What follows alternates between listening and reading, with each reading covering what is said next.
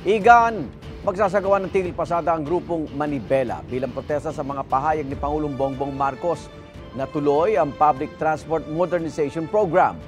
Giit ng Manibela, malayo sa katotohanan ng sinabi ng Pangulo na 80% ng mga PUB ay consolidated na.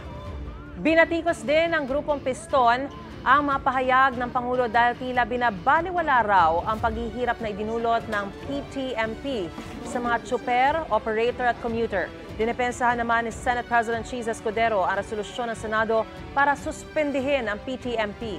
Gusto raw muna nilang tiyakin na maayos sa pagpapatupad ng Department of Transportation sa programa. Tinutulan ng Pangulo ang resolusyon ng Senado at naninindigang tuloy ang PTMP. I disagree with them because sinasabi nila minadali.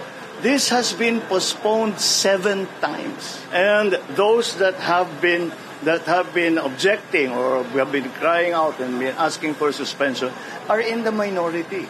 Pakinggan natin yung majority. At ang majority sinasabi, ituloy natin. So that's what we will do. Igan, mauna ka sa mga balita. Mag-subscribe sa GMA Integrated News sa YouTube.